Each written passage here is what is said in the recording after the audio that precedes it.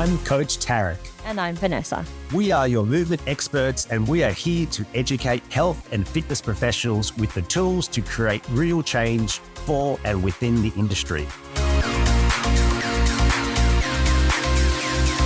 Hello and welcome back. My name is Vanessa and I am your host today. I'm really excited to be introducing to you our upcoming guest, Ben Siong. You've known Ben for a little while, been on the presenter circuit at all the conferences that I've been attending for the last few years.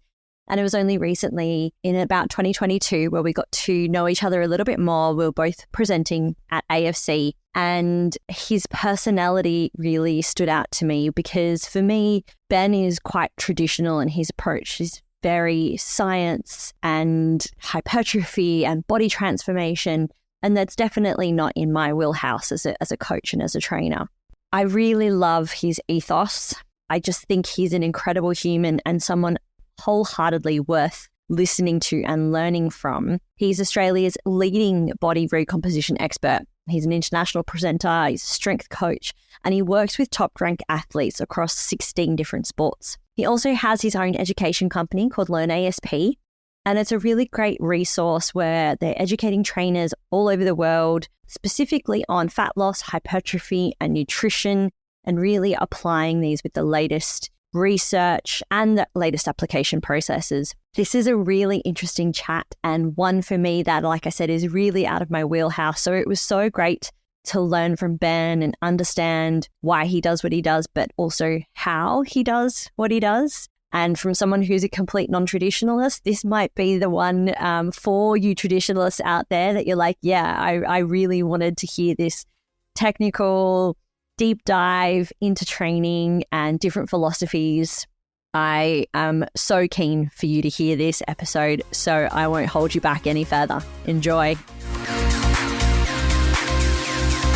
I am super smiley because I have Ben Siong, I hope I'm pronouncing that correctly, right in front of me. How are you, Ben? I am very well, thank you. Are you well today? Yeah, definitely. Excited. And you? Yeah, I'm really good, really good. I want to tell our listeners a little story because I've known about you for quite a long time. You know, your name pops up. You've been on the presenter circuit for, a couple of years now, and I've kind of been alongside you. But last year we were at Asia Fit Conference in Bangkok and we finally got a chance to connect, and I was so glad that I got a chance to connect. And you met my partner too, and my partner was like, you're interviewing Ben today, excellent. And he was pumped, so he's got some questions for you, so that'll come up as well. So I suppose the first question that I wanted to ask you is, how did you get into kind of bodybuilding or body transformations, and then how did that lead into the education side of it, because they're different, right? Yeah. So just to give you a brief background of how everything kind of fell into place, I used to be, as a kid growing up, obese. And all the way till I was like 15 or 16, I've always been on the end of ridicule. And I guess my turning point came when I was in the lift one day and I was a chubby boy and I had my best friend with me. So it was just the both of us. And he kind of looked at me, he stared me up and down and he said, "Gosh, Ben, you are just so fat." And that came from someone who I trusted, someone whom I called my best friend. And that really hit me, because if this was the person you could trust and words just rolled out of his tongue, very much like it was nothing, it meant something to me. And I said, look, I'm going to prove you wrong. And so I embarked on a journey more than anything else. At that point of time, I knew nothing about fitness except that if I were to eat less and I were to run, for example, I would lose weight. And so I took the next few months in my own stride. Knowing nothing about fitness, I actually embarked upon a diet. I would call it a starvation plan if I look at it right now. It wasn't much. I had one meal a day and I remember having cereal, and that was it, skim milk and cereal. That's my one meal. And I used to run to lose weight, or that's all I knew. And I knew at that point of time, I was also really embarrassed because being obese has been a part of me throughout my life. And so I was embarrassed about running outside. And so I remember locking myself in my room and I had a mirror in front of me. I would stand, put a towel on the spot, and I ran for an hour and a half every single day. I looked at myself and I went, you got to do this. And over a period of 3.5 months, I lost about 24 kilos. So that was kind of the first turning point. It was an incredible thing for my mind. I think more than anything else, everything was done incorrectly. The nutrition was done incorrectly. The the workouts were done incorrectly. It wasn't a workout. It was based on just calories. And what was correct about it was the fact that for once, I knew that if I put my head to something, I could do it. And that gave me that key, that liberty to go, whatever I wanted to do, I could do so long as I put my head to it. So over the next, I guess, 2.5 years preceding that, people didn't recognize me. People couldn't, understand who was this guy. I used to go to church and, in church, people could not recognize me. And so I spent the next 2.5 years kind of in that mindset that I needed to stay skinny. And so I went on this, I would say, a really poor nutrition pattern connected with food, where I would try to starve myself and not eat throughout the entire week. And then if there's an opportunity to eat something that I really like, I just kind of chow it all down and then try to vomit it out and so forth. You could say that it was sort of a precursor or just the start of something like the thoughts about bulimia or anything like that. But it didn't get as severe. Thank God I didn't puke out anything, but it was that mindset of I had to eat a small amount every single day. And for me, that was filling. So lo and behold, that moved on till I was about 18. I kind of started picking up magazines, which I saw in the school library. And these magazines were, lo and behold, bodybuilding magazines. Started reading it, looked at the pictures and went, wait a minute, I'm doing this all wrong. I spent the last 2.5 to 3 years of my life doing something, abstaining from food when I really wanted to look like that, and I'm doing things wrong. And so that sparked my interest in the whole industry. That was when I started to enroll myself in a personal training course just to understand about personal training. I remember when I was in university, that would be sort of a part-time role that I would play. I would be in Melbourne University gym, kind of training people part-time, but also that sparked me in my education journey where I did psychology. And psychology was something I wanted to pursue because I wanted to understand the headspace, the mindset of people like myself. What could I do to help people like myself to overcome these particular issues? So if anything, this whole journey has been a blessing in disguise. From what has been said to me has shaped my career, my life, my thoughts, and really how I could actually make things happen. One thing led to another. Eventually, I landed up being a personal trainer. That wasn't my first career. I was into psychology. I was finished my honors. I was about to do my thesis and my PhD and all that kind of stuff, but moved into personal training and decided to give it a go and see what it would be like full time. And coming from an Asian background as well, and I'm not too sure if you're familiar with this, but typically your parents would want you to be a psychologist, a doctor, an accountant. And I kind of took a punt on it. Yeah, doctor. And I said, look, let's give that a go. And so I did. And what really struck out to me was the more I learned, the dumber I felt. The more I realized I didn't know, the more I needed to know. And this was great because I always found opportunity to talk to other trainers, to talk to speakers whenever you go to conferences, and you realize, my gosh, there is so much more that you will need to know and learn. And that kind of got me on my journey to learning more and moving out from a commercial gym where I worked as a personal trainer to owning my own facility, starting to train higher profile athletes, as well as having competed myself and currently am competing myself together with bodybuilders and so forth. So kind of moving myself down a particular journey and then eventually into education, which is what I'm really passionate about right now, what I'm doing right now. And that is to kind of document a lot of the science out there and pairing it with a lot of the anecdotal experience that I've been through to give personal trainers an idea of how they can elevate their position as personal trainers, their knowledge, their understanding, and their application. Wow, there is a lot there. Hey, what a story. The insightful 18-year-old you is probably quite rare in terms of an 18-year-old deciding, I'm going to go get my personal training because I really like it, but I'm also going to do psychology, because it's maybe not until you're a year or two deep into actually training people full time that you're like, I am an amateur psychologist. I don't deal in people's bodies. I deal in people's heads. Absolutely. 100%, more than anything else. Very cool. So I have a question down here. So we're talking about this kind of the psychology to it. Having that background as a precursor to PT, do you think that changed the way that you went about training people initially? I mean, to be very honest with you, a lot of what we did in the course itself was very theoretical. I don't think it had much of a carryover. What did carry over was learning to understand the interpersonal relationships. Okay, so what people think you learn in psychology, you see a counselor or a psychologist, you can only do that once you finish your PhD. That's 7 or 8 years where you sit down and you can start counseling or taking someone through psychology. But typically, that's not the takeaway. The takeaway is a lot of theory.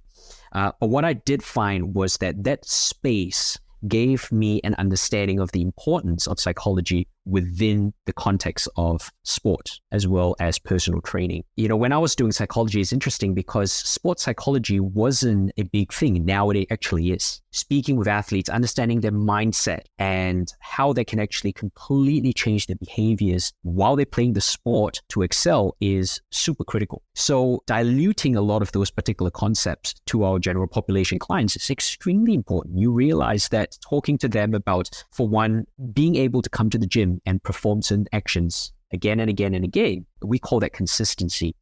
But consistency, and we always use this, right? Motivation is great. You need to be motivated to be consistent. Well, you do not need to be motivated to be consistent. You need to be consistent, period. Because motivation is an emotion. And that emotion can mean that one day you feel motivated and one day you don't want to do it. The goal of trainers really is to be able to relate to your clients in such a way that you understand where they are, but also at the same time enable them, empower them to be consistent throughout. And that's the real psychology. The real psychology is not so much trying to spur a person on to go, come on, you can do it. It's really trying to work with their mindset on, if they can't do it, what can you do to help them? What steps can you give them? How do you bring across a solution? So as trainers, we love to learn things. We go to conferences, we read courses, books, courses, all that kind of stuff to learn stuff. And every trainer prides themselves in knowledge. But one thing I always find with my cohorts of classes and the trainers that I train is that a lot of trainers fail to bring in the practicality of that application. So when we learn something, we do not do enough to apply that information. So with a lot of your clients, it's the same thing. When you have your clients, instead of just giving them the information, how can you choose the right information that they need rather than overwhelm them and to teach them how to apply that? And that's the real psychology, so that they can apply one thing at a time, get really good at one thing, and then introduce the next thing. As opposed to trainers, we get so excited with clients going, okay, well, you got a nutrition plan. Let's do this. We're going to do this to your workout. And all of a sudden your clients get so overwhelmed, they don't know what to do. And they can't stick to a program. They can't stick to the plan because it's just way too much for them. So I find that psychology, more than anything else, is understanding the person. It's learning to read the client in front of you. It's to understand the thinking, the mindset, the basis of how they frame their world, and to be able to step in there and provide solutions for them. Yeah, so succinct, so excellent, such a great explanation. And it's really interesting because we've got amazing educators and presenters so far on the podcast from a whole host of different kind of streams. And Ben, you're probably my first guest, at least, who comes from that kind of body transformation, bodybuilding sect. And I will be the first person to put my hands up and say that I am completely out of my depth in this area, right? I have absolutely no experience other than maybe that kind of long-lived weight loss journey with a client. And that in itself is, I think, is a little different. But I would love to know the essence and what is body transformation? What is bodybuilding to you now? And maybe how did that evolve from when you first started as well? Yeah, for sure. So I think bodybuilding very much, the word it's framed in a concept of being aesthetic. I want to look good. And to look good, you associate that with your heroes of past. We talk about Arnold Schwarzenegger. We talk about bodybuilders of old, the golden era. These guys are the epitome of how a man should look or how a female should look in that sense. And now the idea of bodybuilding has kind of moved away from the original concept of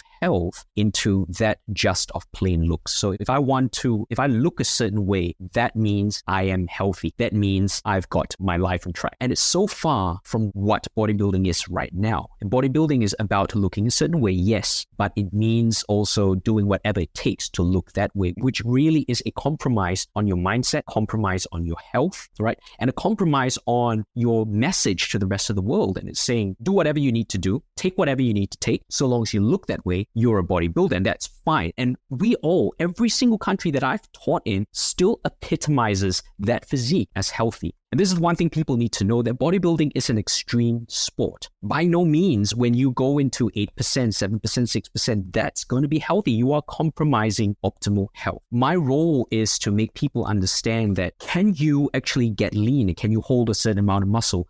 Yes, you can, but you can also do it in a more natural fashion rather than having to rely on a whole range of supplements. Okay, and these particular supplements, steroids, whatever it may be, will help you look a certain way, yes, but can you do it naturally? So for me, bodybuilding has really been a testimonial of my own lifestyle. Remember, I've been training for all these years. And so to be able to tell someone, hey, you can look a certain way. Now, you may not look like these guys on stage because for various reasons, whether it's genetics, whether it's the certain supplements that they take. If you're a natural athlete, you may never look this way, but you can maximize your own potential to look a certain way, right? Now, understand the difference between health and standing on stage. So if you want to be healthy, that also means that there has to be a compromise with regards to your nutrition, social life, family life, all that kind of stuff. Because when you start to compete, and let's say you want to take it to the extreme, that becomes an unhealthy realm to enter. It's very much like if you're an elite athlete. Elite athletes are never healthy in any way or form. They have to do things to the extreme. Their life is dedicated to the sport. That's exactly why they are elite. When you give all your energy to something, that's the way it is. So when you look at bodybuilding competitions, one thing that I love is I love to use myself as an experiment. Every single time I compete, my process of dialing down to meet the specific leanness that I require on stage to be able to train in a certain way to put on a certain amount of muscle mass is an experiment. And I love it. I love it because when I do it, I feel that I'm now in the right position to give advice, right? Advice based on what I've done. And I'm very meticulous with calculating everything, recording things down, jotting things down, using anecdotal experience, as well as sort of the science that you read out there, the theories, and how does that relate to what I'm doing? Does it make any sense? Bodybuilding tends to be a sport that is based a lot on the experience of other bodybuilders. So there wasn't any science on bodybuilding. Bodybuilders, you go into the gym in order to look a certain way, you listen to what the more experienced bodybuilders tell you to do.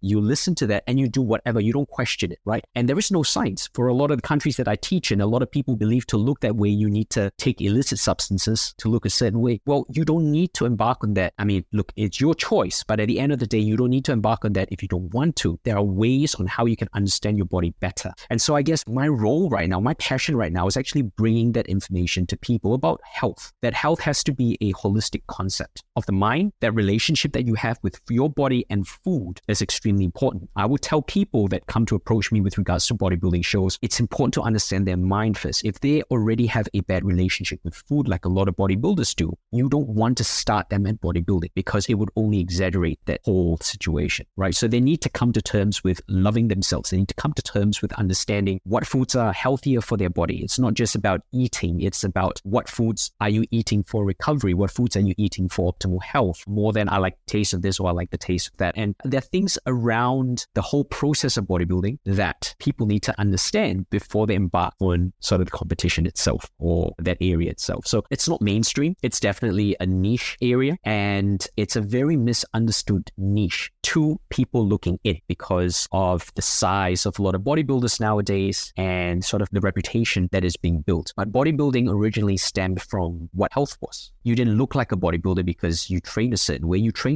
and you ate healthy, and as a result of that, your body looked good, and so they called you a bodybuilder. Now, obviously, that's taken to extremes nowadays, but my goal is to bring it back to that focus on health and what your body can actually do. Yeah, that's awesome. Honestly, I don't think I've ever heard such a holistic and authentic explanation of bodybuilding, because I suppose from my realm, I'm very holistic, health holistic first. What you said about bodybuilding being extreme is the way that I see it. I see the compromises and the sacrifices that people have to make to attain that level of really, really, really low body fat, and the challenge, the mental challenge of that, not only just the physical challenge of that. And I think a lot of people don't realize that gap between health and elite athletes, and bodybuilders are elite athletes. What I think that I really love to hear from you as well is, because I know I want to get into a little bit of like the science of strength training and your protocols, because I had a bit of a look and they're awesome. But the last question that I want to get to you is, you mentioned you talk to people about their mindset first. What are some of the ways that if trainers or if clients are interested in going down that path, and I'm a trainer like that, I would have no idea where to start with a client like that. I would 100% refer out to someone like yourself. So if I have a client who's thinking of doing that, am I able to have some kind of baseline questions or some kind of little first poking questions to be like, why do you want to get into this? Can you tell me more about it? Like, where would I start there? Exactly whatever you said. So it is why. What is the person's why? You want to find out what the person's why is to get into bodybuilding, right? And often, like say my why to get into fitness, to look a certain way, was because I was ridiculed throughout my teens, into my late teens, and my physique never changed. I was not the kid that grew all of a sudden and lost that baby fat. I was a chubby kid. I grew up medically diagnosed as obese based on BMI, and I never had that chance to. So my why was, I felt I just wanted to escape that whole world. I wanted to create something for myself. My why became more than just a physique, became my ability to challenge myself. If I put a challenge ahead of myself, I needed to meet that challenge. So it was a way of challenging myself, which I feel really fulfilled. Not so much about the physique. Physique's great, but if you throw a mental challenge in front of me, because I met that challenge previously with my physique, I know I can have the tools to meet any other challenge that's being thrown ahead of me. And that empowered me. So that was my why. It was a very, very powerful why. People need to understand their why. Why do you want to do this show? Is it because you like to? Is it because you need to? Massive difference, right? We always look at the model on stage. We go, oh, it's great to look like that. But you have no clue the amount of dedication they have to their craft, their lifestyle. You just like to do that. So I get a lot of people coming to me saying they like to look a certain way and they have no clue. So my role is to educate them on, okay, what do you need to expect when you want to bodybuild? Just like any elite athlete, it is not just a sport that you want to do. It is a sport that your family has to support you in doing, because I've seen so many relationships break up when one person wants to do something, eat a certain way. Remember, food is central. It is a center of communication, enjoyment, where people come to cry over, where people come to laugh over. We all have an emotional connection with food. So apart from understanding the why of the person, I need to understand their relationship with food. If a person comes to me and I know this person is okay eating and preparing their food, eating in whatever way, for them it's a means of, I need to sustain myself and train well and do what I need to do, that's great. Then I know this person will be in a much better position to prepare for a competition. If this person tells me I come from an ethnic background, for example, I'm Italian or I'm Asian, and I love my food and I'm a foodie and I'll travel from one place to the other, like Singaporeans, a lot of Singaporeans are. A lot of people in Asia are, exactly. I love the occasional drink, I love this, I love that. And food is the center, which by right, it should be, because that's how we celebrate cultures. That's how we celebrate ourselves. And guess what? If you are very much attached to that and you want to compete for whatever reason, your why is a very strong why, then you will take a longer period of time to start to understand the nutrition plan that you will require to get into competition physique. So it depends on the person. If the person has a very strong why, but they are very much emotionally connected to food,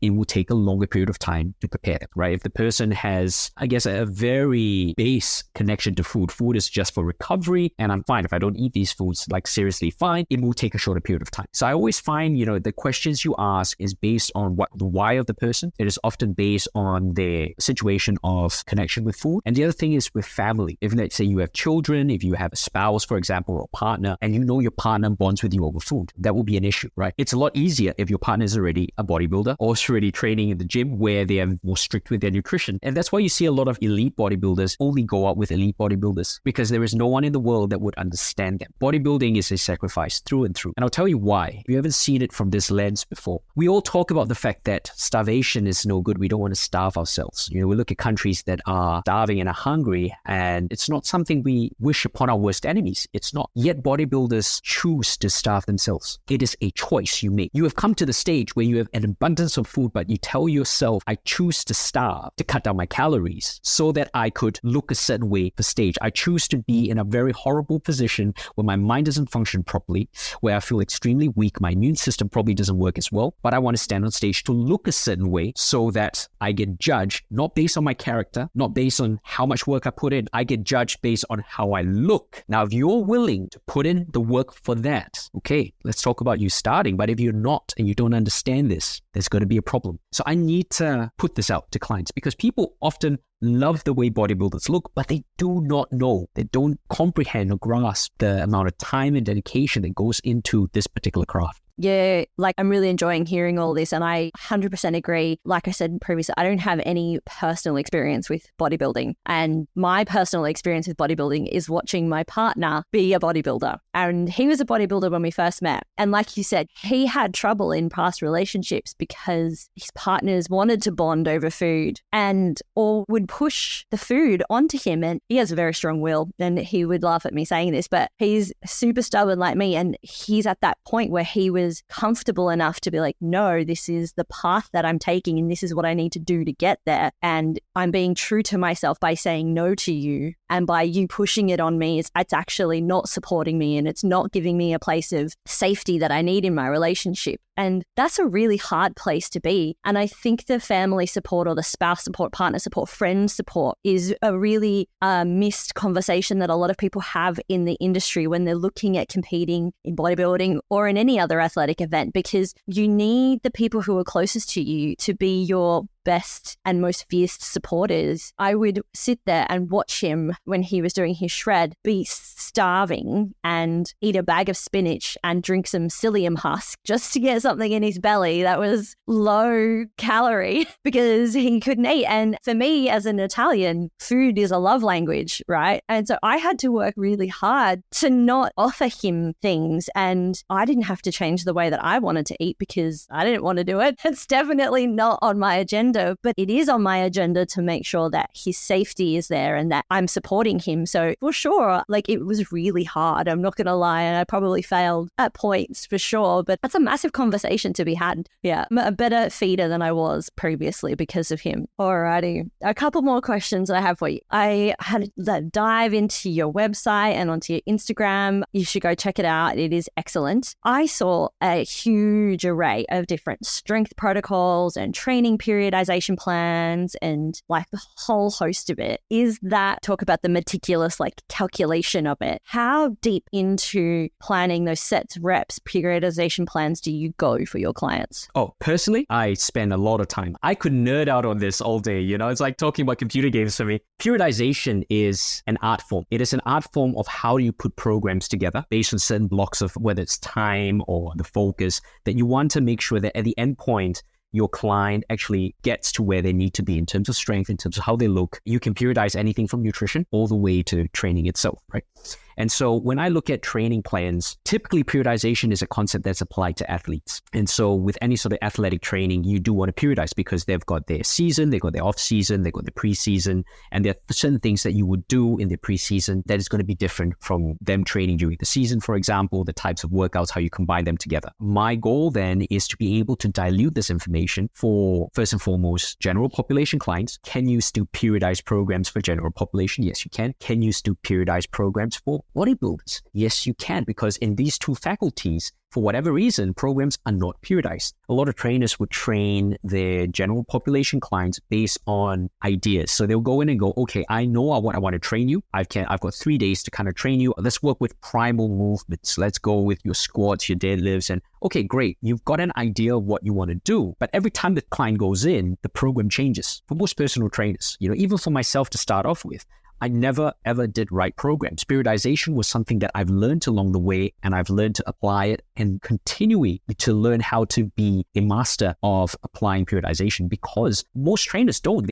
Today is, let's say, Monday, International Chest Day. All right, well, I'm going to be training your chest today. I know I'm going to be working the main movements, but let's go into the gym and whatever's available, I'm going to work with those movements. Let's do an incline bench press, a flat bench press, and stuff like that. So they have one train of thought on how to train the body. And often it is also based on a bodybuilding split. It is not as simple as that. What we need to understand is, firstly, let's look at how periodization can be incorporated into a general clientele. Your clients have different goals. They've got a different commitment. So how many days are they coming into the gym to train, for one? When you're writing a typical bodybuilding split, we call it a bro split. You have to split the body up into 6 different parts and train chest one day and arms for one day. But is it feasible for your client? And this is what I mean by the reconciliation of theory versus practicality. Your client trains twice a week. He is a CEO that is working extremely hard, or she has got a family that she needs to look after. She can only come to you. So if they have twice a week of time with you, and that's the only time that they have, and their goal is fat loss, or their goal is weight loss or body composition, what can you do in your programs that actually make a bang for buck within the goals that they want to get? How do you think about this? What exercises should you include? That's periodization, because at the end of the day, your program has to fit the lifestyle of the client. Otherwise, you are writing what I call Superman programs. And I see a lot of coaches, and I do a lot of mentorship with coaches that love to write Superman programs. These are the guys that go for course after course after course.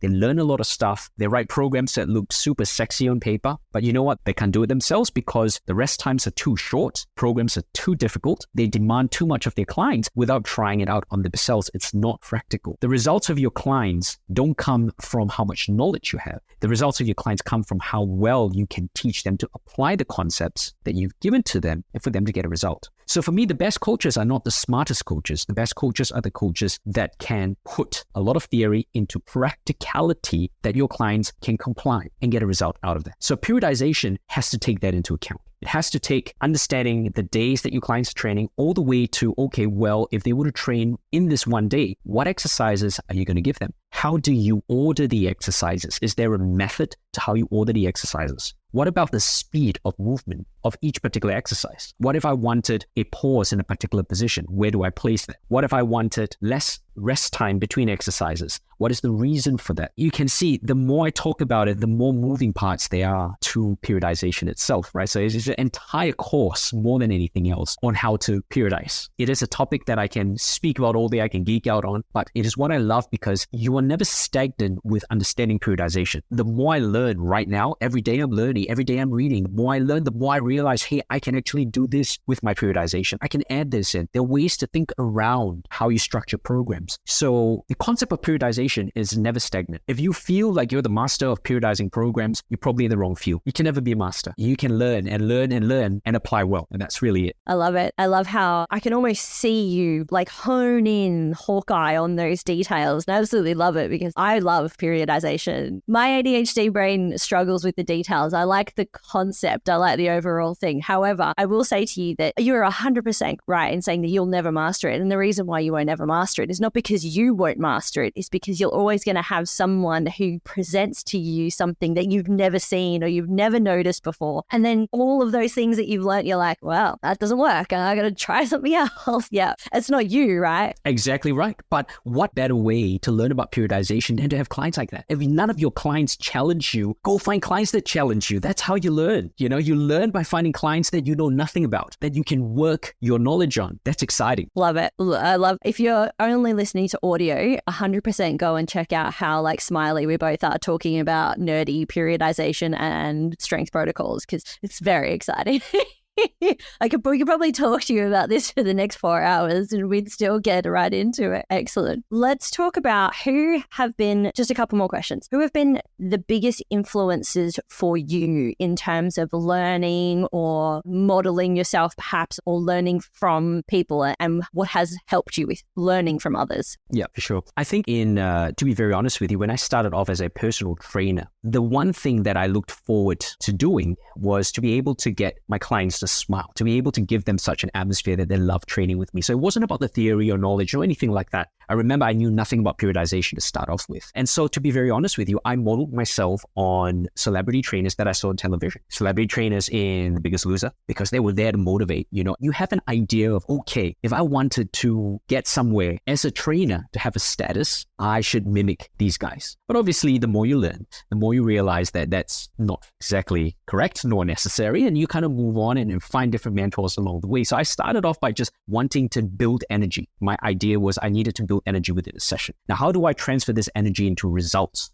That's one thing. It's great. I see a lot of trainers building energy with clients, and their clients train with them all the time, but they never get results. Their clients look the same from day one till 3 years later. So I wanted energy, but I wanted results. And how could I do this? I was working in Fitness First as a trainer in a commercial gym. If you guys are not familiar with Fitness First, it is a large commercial franchise gym. I would say a franchise, but it's a large gym, and it's got many different outlets within Fitness First itself. You know, we would have, I guess, education that is being brought to us.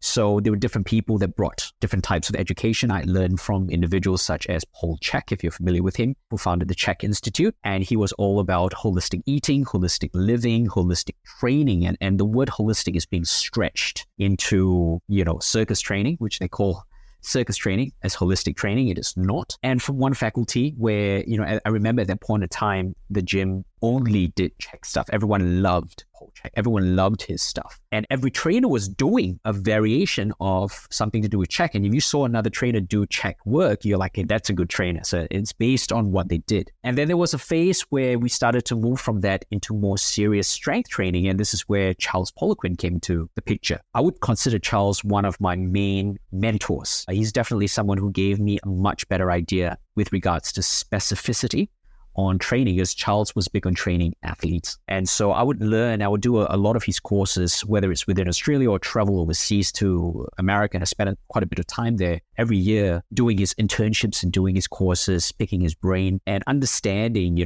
sort of how he did certain things. But Charles was very interesting. He's also very controversial. A lot of the information what he would say or how he would present it come across in such a way where it was his way or the highway. And you were sat down, me, myself, I remember sitting down there going, do I actually take this in as the Bible, or do I do my own research, or what do I do? Because, yep, correct. Because everything that came up was so on point. It was sharp. It was specific. And you're like, this guy's like God. He knows everything. But the more you learned, the more you understood that there were certain discrepancies in things that he said. Charles was ahead of the curve. There's no doubt about that. He knew a lot of things that he had experimented with athletes that even right now we are trying to find out from sports science. He was ahead of the curve with his Olympic athletes, and he definitely trained a lot of Olympic athletes and teams to victories. So he had some magic there. He knew something. My role was try to extract how and what he knew and how to utilize that.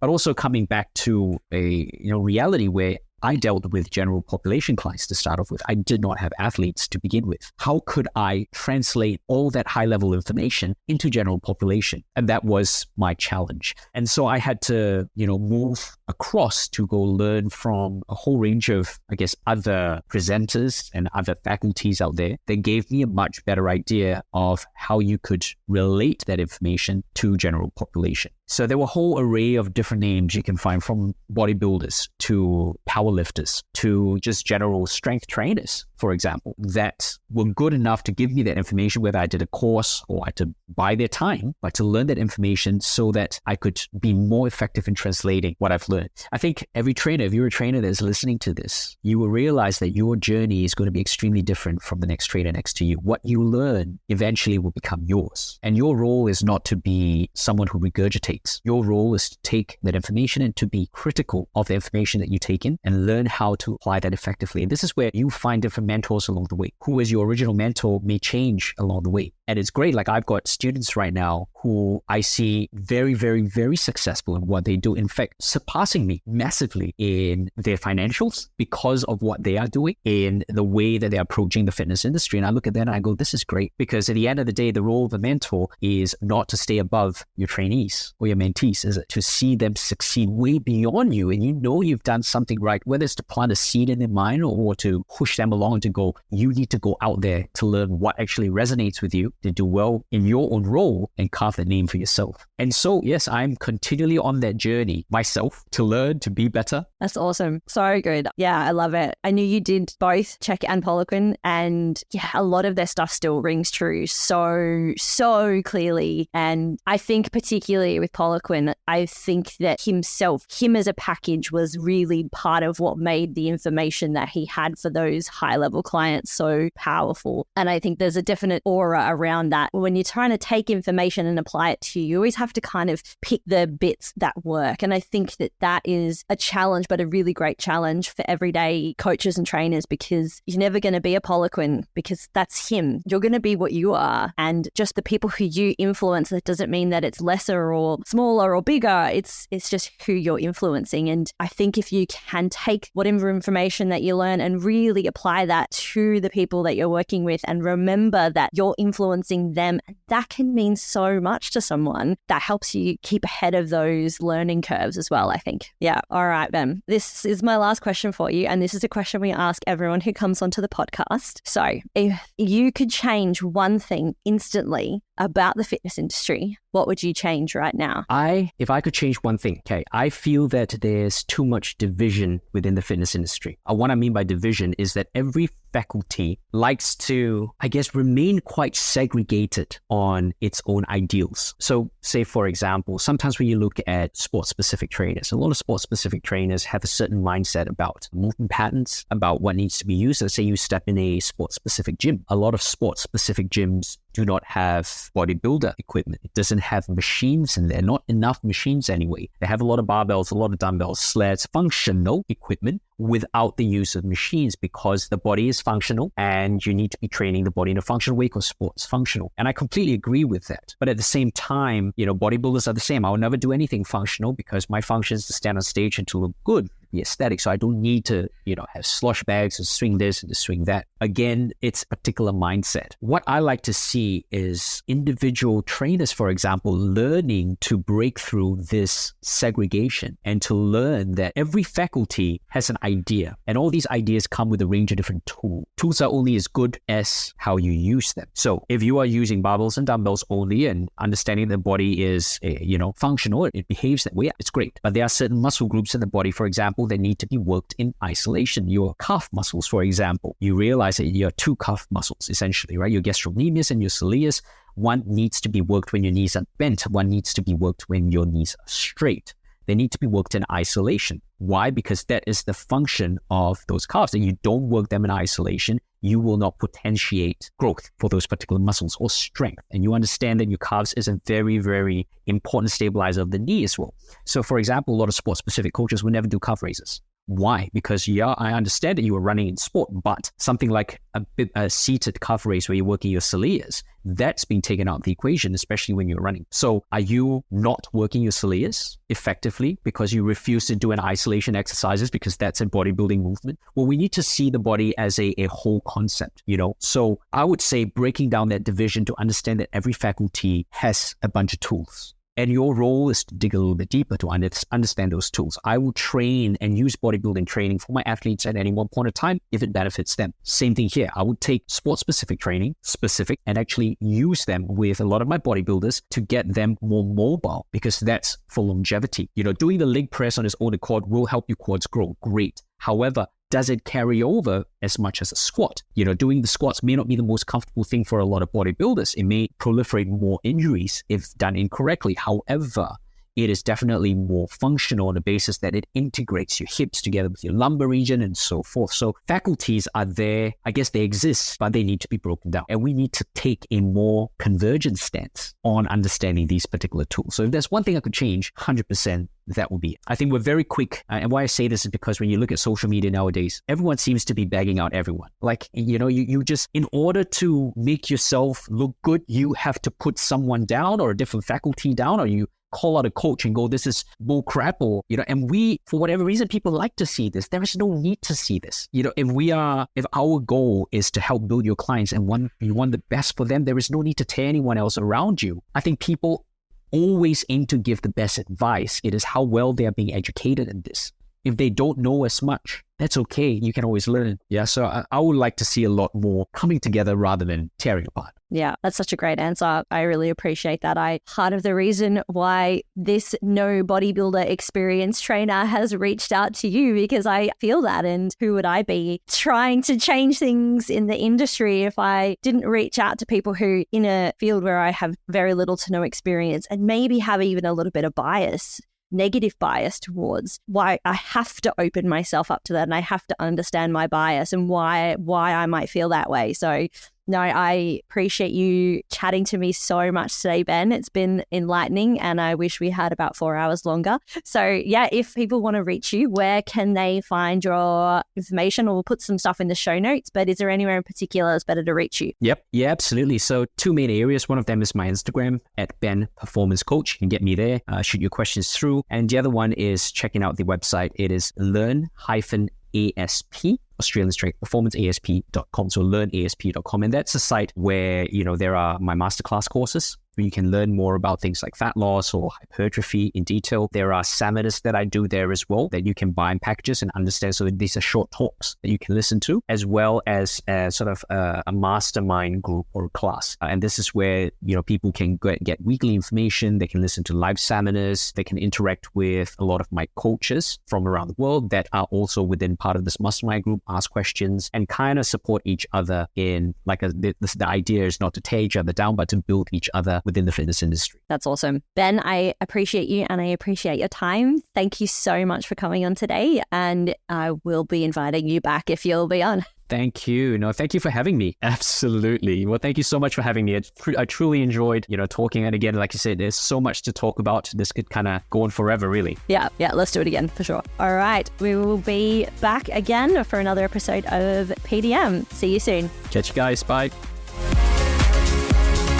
We are so grateful for your support and for tuning in to our podcast. We know that many of you have friends or colleagues who would also benefit from our content, and we would be honored if you could share our podcast with them. Sharing on social media, email, or even talking about us to a colleague is such a huge help in getting our message out there. We truly appreciate your support, and we can't wait to continue to grow and connect with more people through our podcast.